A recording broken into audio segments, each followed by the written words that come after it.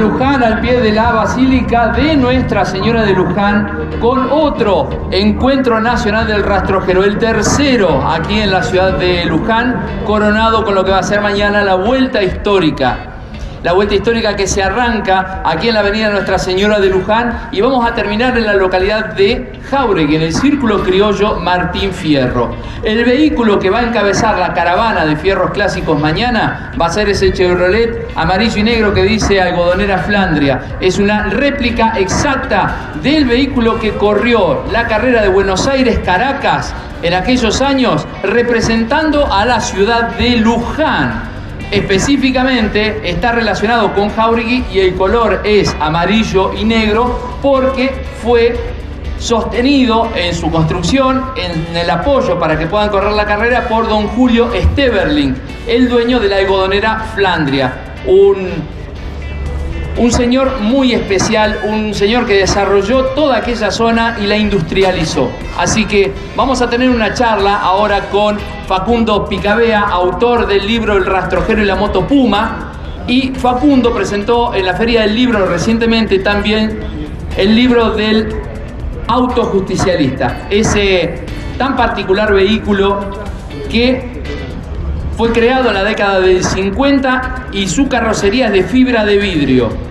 Vamos a charlar con Facundo Picabea, vamos a hacer una entrevista aquí sobre el escenario en minutitos nada más, así que se pueden ir agrupando todos los que quieran escuchar de qué se trataba el auto justicialista, pero le vamos a preguntar también sobre el emblemático camión liviano argentino de diseño y construcción nacional. Así que en unos minutitos nada más empezamos la charla con Facundo Picabea. Todos los que quieran escuchar se pueden acercar, incluso pueden realizar algún tipo de pregunta también, porque vamos a entrevistarlo de manera sencilla para saber de qué se trata la historia del auto justicialista y del rastrojero y la moto Puma en lo que fue esa época de la industria automotriz argentina. En un par de minutitos nada más. Gracias por todos los que vinieron, gracias por el esfuerzo de venir aquí a la ciudad de Luján, gracias por visitarnos, muy amables.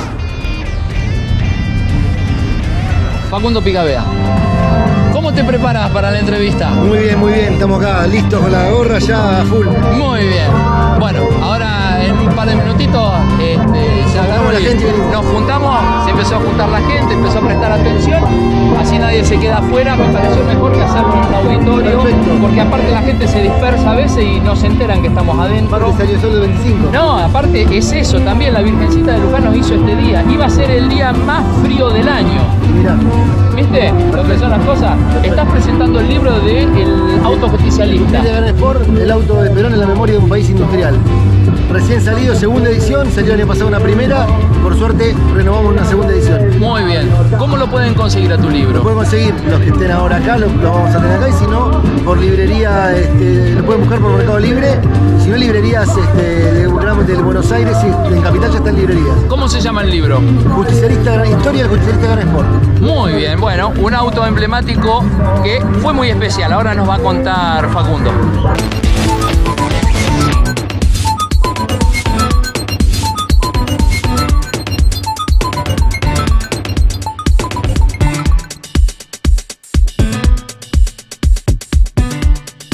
Acá estamos con Facundo Picabea, autor de varios libros.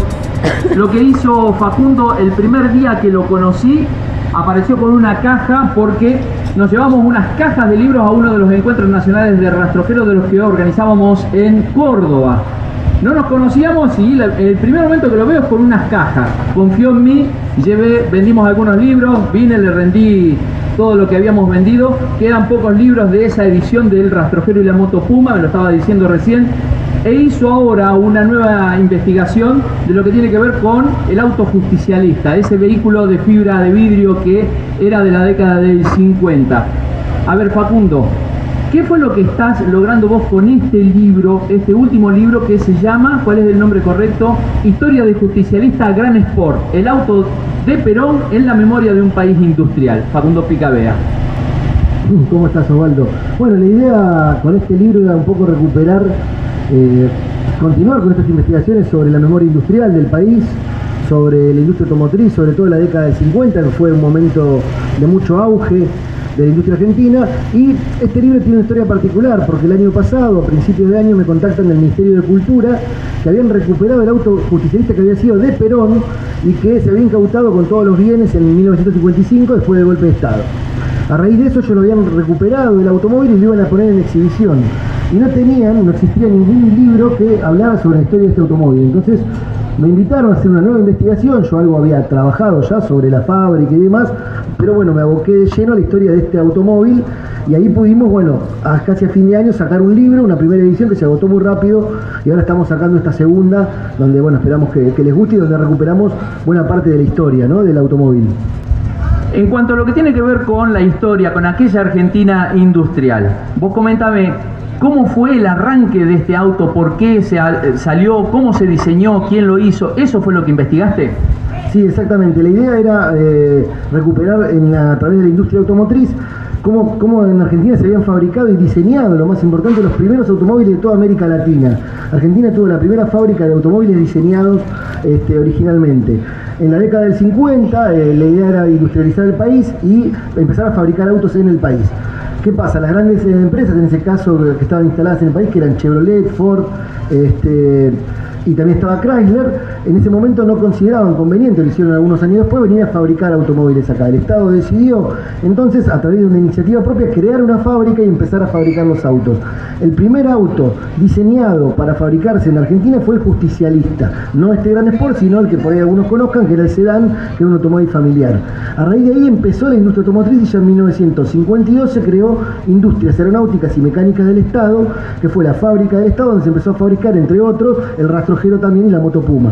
En lo que tiene que ver de la construcción del justicialista, que era en fibra de vidrio, ¿por qué se decide hacerlo de esta manera y no con matricería de chapa, por ejemplo? ¿Por una cuestión de practicidad, para arrancar con pocos modelos?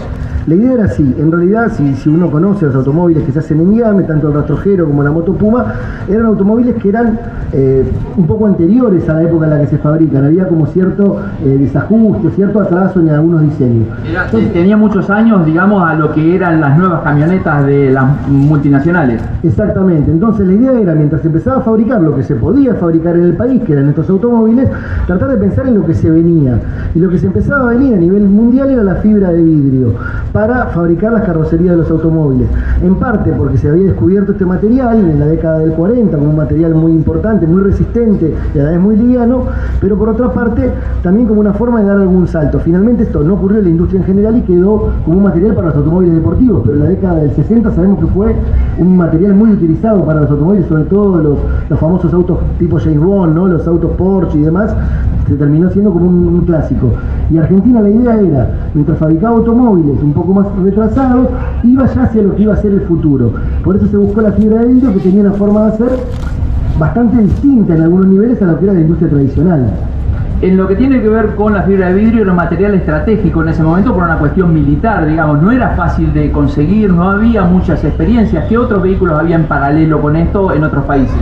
Lo que se empezó a usar, en realidad la fibra de vidrio viene desde la industria naval en realidad.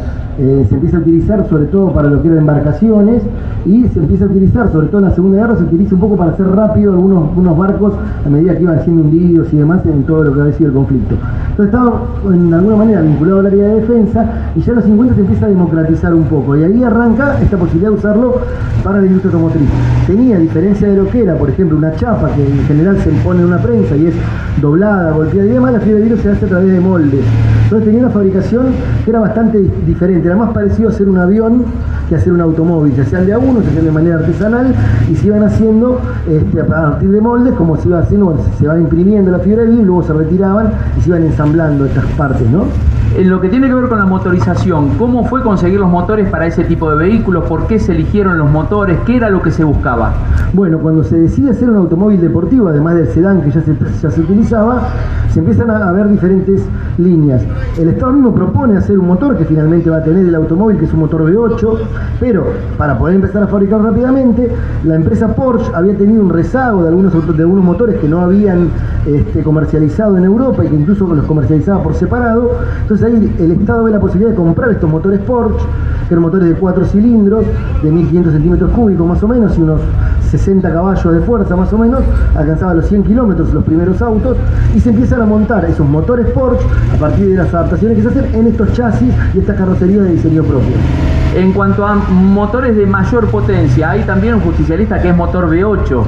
Claro, hay un motor V8 que tiene 3 litros, es un motor de 8 cilindros en B con 3 litros de cilindrada que alcanzaba casi los 170 km por hora, que para la época era una velocidad muy importante. ¿El origen de ese motor? El origen del motor era fabricado por el ingeniero Tarabella en IAME, Industrias Aeronáuticas y Mecánica del Estado, diseño argentino con equipo de ingenieros y de técnicos argentinos. Es decir, basado en lo que era la industria automotriz americana, por ejemplo, y hubo un motor argentino, digamos. Exactamente, el motor V8 se había pensado como un motor justamente para mostrar las capacidades. La idea era que el Estado industrializaba los vehículos de manera más modesta para consumo doméstico, pero a la vez iba mostrando estas capacidades, por ejemplo, en un automóvil de carrera. Entonces ahí se tomaba la idea del motor de 8 cilindros en B y que se había diseñado acá con un gran poder de caballos realmente.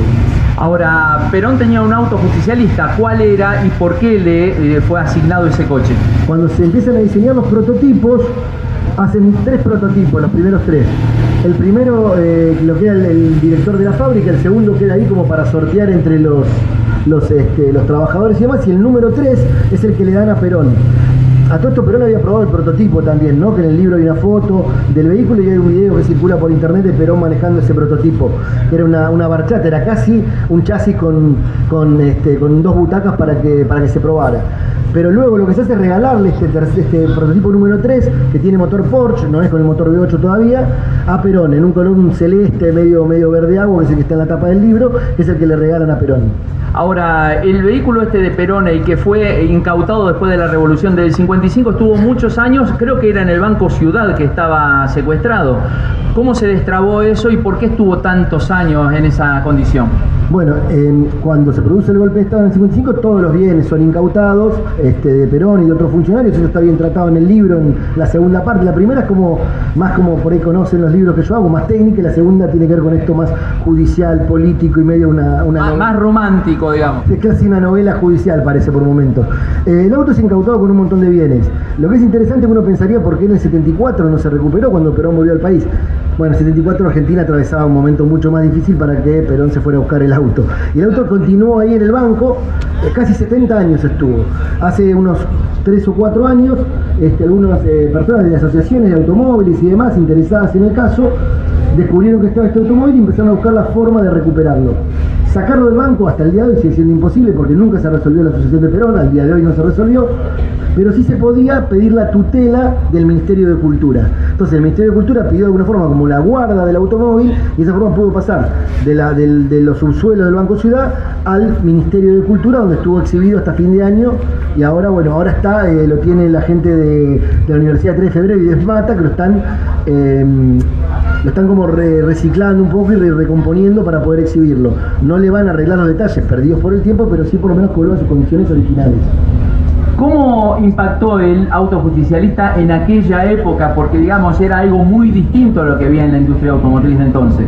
Sí, realmente fue muy interesante. Ahí se hizo mucha publicidad de este evento. De hecho, el automóvil llegó a competir en turismo carretera, se hicieron carreras en el autódromo y se hizo incluso mucha publicidad. Y realmente para la gente era un automóvil distinto, porque si bien estaban acostumbrados al primer auto, el rastrojero, que era un auto más modesto para una industria incipiente, de repente apareció un automóvil de lujo, sport, que alcanzaba una velocidad muy significativa para la época, con buenas prestaciones, una muy buena conductividad. La verdad que generó muy buena impresión. De hecho, recién charlando acá con algunos que están exhibiendo autos, me comentaban que Fangio corrió claramente 2 carreras, una con el justicialista Sport y otra la corrió con el Terán. El Terán era una como readecuación que habían hecho con algunos prototipos que habían quedado sin fabricar del justicialista. Una empresa argentina llamada Terán había pedido permiso a Porsche y con eso hicieron otros nuevos autos.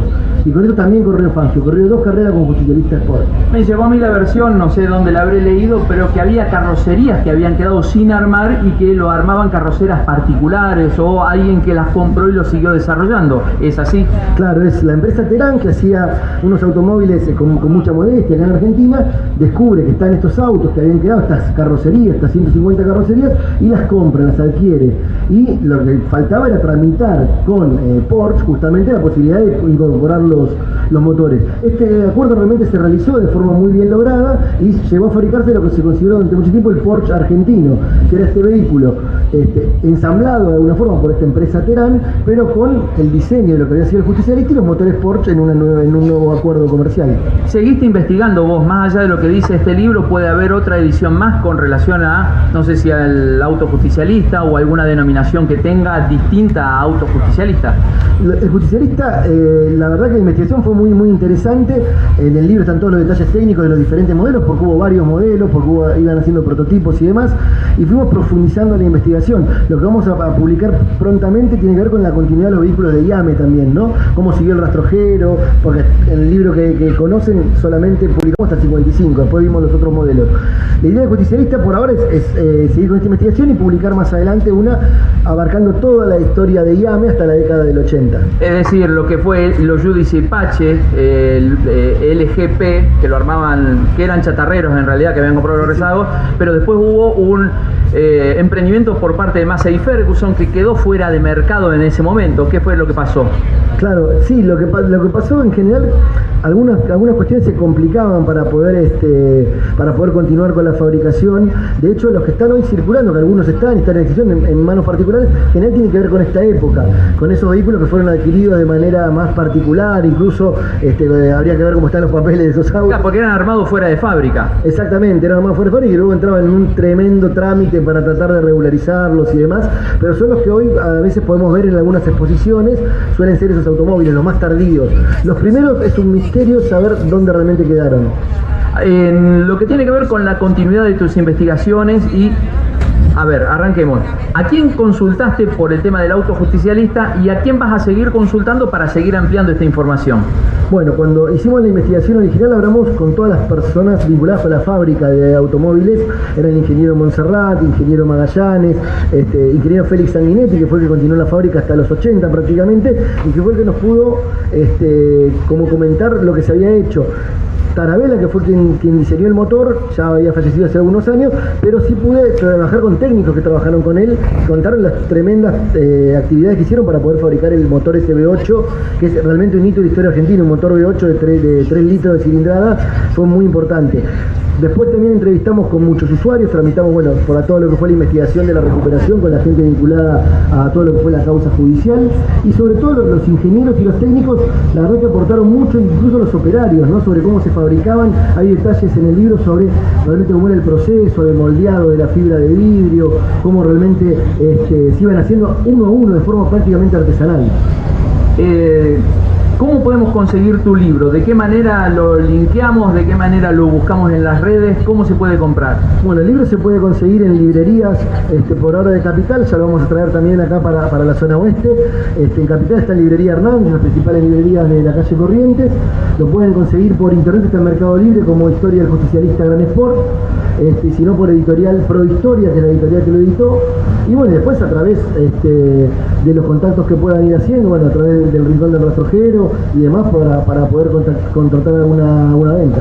Te agradezco esta charla más que nada porque nos pone de cara a un montón de vehículos clásicos que están acá en Luján, la posibilidad de a través de las redes sociales difundir este reportaje también, pero sobre todo por el don de gente que tenés, porque siempre te comunicaste conmigo y nos diste la posibilidad de charlar con vos, de entrevistarte, pero a la vez también de llevar y vender los libros y darle una difusión distinta, así que agradezco de corazón que siempre nos tengas presente, Facundo. Sí, la verdad que por suerte, aparte se va repitiendo esto, ¿no? De la Vuelta Histórica y Luján, y tu trabajo, Osvaldo, es muy importante para ello, y la idea es estar siempre acá acompañando. Cuando uno se trabaja en investigación sobre estos temas, atraviesa algunas cuestiones que tienen que ver con la ciencia, y también aparece el corazón y aparece la idea de recuperar, como decimos, no solamente los automóviles de diseño y fabricación argentina, sino todos los clásicos que vemos acá, cómo la gente acompaña, viene y realmente sigue interesada en recuperar una historia de una Argentina industrial tan significativa. Muchísimas gracias, Facundo. Bueno, gente, no sé, vos, José, ¿querés preguntar algo a Facundo con relación a los rastrojeros? ¿Te gustaría saber algo que a lo mejor tenés pendiente de conocer? Sí, la verdad me gustaría saber más que nada lo que pasó al rastrojero, en lo que fue el diseño, por qué lo perdimos, por qué se no continuó. Mucha gente joven no sabe por qué se descontinuó. Muy bien, muchas gracias, José. A ver, el diseño de rastrojero fue un hito único en la historia argentina realmente. Por el equipo que trabajó, por los ingenieros aeronáuticos que lo diseñaron, que es algo que siempre hay que recordar, que no eran ingenieros mecánicos, no existía la carrera en el país, tan novedoso era. Y realmente fue un hito muy importante, donde se trabajó muchísimo y donde el Estado puso mucho. Y realmente toda la historia del rastrojero, desde 1952 hasta el 80, donde se fabrica la última unidad de los rastrojeros ya los más modernos, realmente el auto rastrojero siempre lideró su segmento, ¿no? El utilitario como el utilitario más vendido diésel del país. Evidentemente esta idea de ser el utilitario diésel más vendido se ve que complicaba a otras empresas que vendían utilitarios también, sobre todo los que eran impulsados a nafta. En el libro Rastrojero se puede ver cómo cuando se deja de fabricar el rastrojero se dispara la venta de camionetas Ford y Chevrolet. Entonces ahí por ahí podemos entender un poco la historia. Pero lo más tremendo, porque el rastrojero en definitiva es un gran vehículo que todos queremos, pero es un vehículo, fue que se abandonara esa idea de industria argentina, ¿no? De fabricación y diseño de automóviles argentinos. Siempre cuando doy alguna charla o hablo con los estudiantes les digo que si tuviéramos más vehículos argentinos diseñados en el país, todos tendrían para apoyar el mate y para cebar agua caliente, ¿no? Se nota ahí que no diseñamos los automóviles. Que no estamos los argentinos metidos en el diseño. Claro, si uno se fija hay un agujero así para meter un tarro de Coca-Cola de 2 litros, que es lo que toman en otros países. Nosotros no tomamos esos tarros de Coca-Cola. Si los hiciéramos nosotros seguramente tendríamos dispenser de agua caliente y para apoyar el mate. Así que la idea sería esa, ¿no? Recuperar un poco lo que fue la historia de esa industria automotriz y pensando siempre en la posibilidad de recuperarla. Una última pregunta que tiene que ver con el nuevo rastrojero que se estaba diseñando, que estaba acordado con la Peugeot de Francia. ¿Qué fue lo que pasó allí? Bueno, es lo que ocurrió con lo que iba a ser el nuevo rastrojero, que en realidad uno podría decir que lo ven, porque la camioneta Peugeot que terminó saliendo era el rastrojero nuevo, y el cierre intempestivo en el medio de la dictadura militar de la fábrica no solamente canceló el proyecto, sino que implicó para el Estado un montón de dinero de gastos, porque hubo que pagarle a Peugeot por todo el trabajo hecho para esa asociación que había con el Estado. Uno podría decir que el rastrojero salió a la calle, no se llamó rastrojero, pero de alguna forma cuando uno mira estas Peugeot de la década del 80, lo que ve era lo que iba a ser el nuevo rastrojero, que realmente fue una pena que no pudiera salir bajo la marca nacional, ¿no? Es decir, aprovechando todo el estudio que había bancado Argentina, la Peugeot le puso la trompa del 504 y ese era el rastrojero que iba a salir acá a partir de 1980. Exactamente, la trompa iba a ser, de hecho hay algunos bosquejos, iba a ser un diseño entre lo que salió, que era la del 504, y algo un poco parecido a la del rastrojero, al P60 y esos vehículos que ya salían. Pero bueno, lamentablemente la fábrica cerró, se canceló el proyecto y terminó saliendo una camioneta de la marca Peugeot. Muy bien, ¿para cuándo el próximo libro entonces? Esperemos que para septiembre-octubre, el libro que va a ser de IAME desde el 55 hasta el 80. Muchísimas gracias, Facundo, muy amable. Un aplauso para Facundo Picabea, tremendo investigador de lo que es la industria argentina. Muchísimas gracias por estar siempre con nosotros, ¿eh? No, muchas gracias. Gracias, muchachos, a todos los que vinieron aquí a la ciudad de Luján a disfrutar de este evento. Los invito para mañana también, que vamos a hacer lo que es la vuelta histórica de Luján. Vamos a partir de la avenida Nuestra Señora de Luján, pasando por la avenida Carlos Pellegrini, la avenida Humberto, la avenida España, avenida Lorenzo Casey, la ex Ruta 5, nos ingresamos a Jáuregui, pasamos por la avenida de las Palmeras, las Flandes, y terminamos en el Círculo Criollo Martín Fierro, donde está la fiesta de la comida típica. Todas comidas criollas la pueden disfrutar allá en el Círculo Criollo Martín Fierro. Es un evento que se hace a total beneficio de esta asociación tradicionalista. Muchísimas gracias por habernos visitado en Luján. Muy bien. ¿Pero quién es causante de que piden boludeces ahora? Ustedes, con el galpón rastrojero, tienen manija nomás, tienen manija. Después, un par de años más, va a ser más barato comprar un Ferrari que comprar un rastrojero. Tienen manija nomás.